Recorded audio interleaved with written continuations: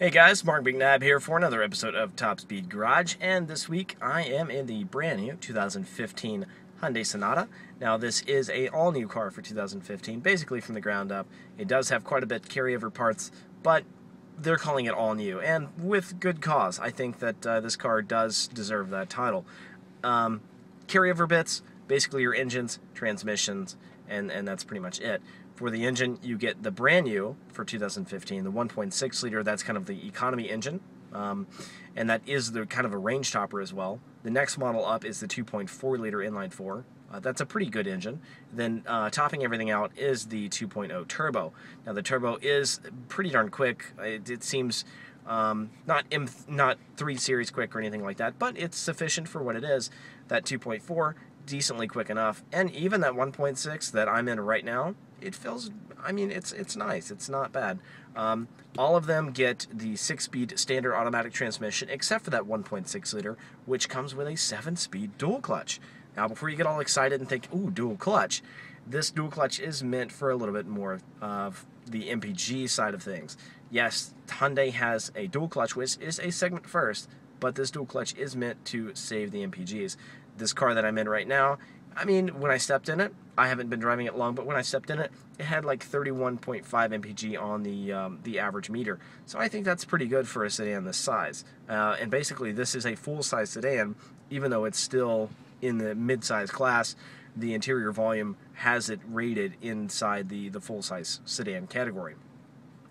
Otherwise, fit finish in this car is pretty spot on. Some of these cars are pre-production, some of them are production models, but either way it doesn't really matter because everything seems to be put together pretty well.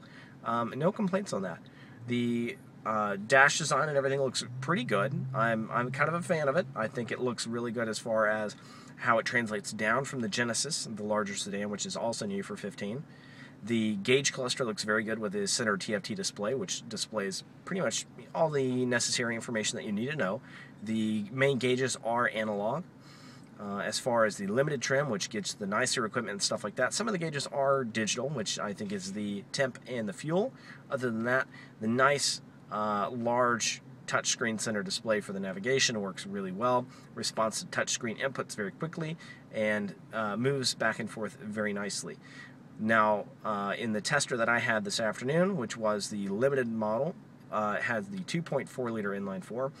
That one had the tech package, which included the radar cruise control, navigation, the panorama sunroof, which this one obviously doesn't have, and a few other goodies that really elevate the car into the nicety range. Believe it or not, that car only topped out at like $32,000, which I think is pretty spectacular for that price point. You get a lot of equipment. Now in the car I had earlier this morning, which was the 2.0T, that one had the sport trim, but didn't have the ultimate. So it still had the leather seats, which, you know, were very nice. Everything looked very nice. Had the leather trim inside, but it didn't have the massive sunroof and things like that. You can live without that. That 2.0T is a good engine, and I think people who look for that sportiness, that want the family, that have to have the family sedan, but want something a little more sporty, they probably should look at that. I think that's where kind of the sweet spot is in the market. Other than that, initial impressions on these cars, pretty good. We got to take a factory tour today, and as you can see in the pictures below the jump, everything was really cool. It was very nice to see how everything was put together. I got to speak with the president of Hyundai Motors USA, very cool guy, and had, you know, I've got nothing bad to say about the brand. Everything seems quite positive, and Hyundai seems to be on a very positive roll, obviously in the last 5-10 years. So with that, this is Mark McNabb with another episode of Top Speed Garage. Thanks, guys.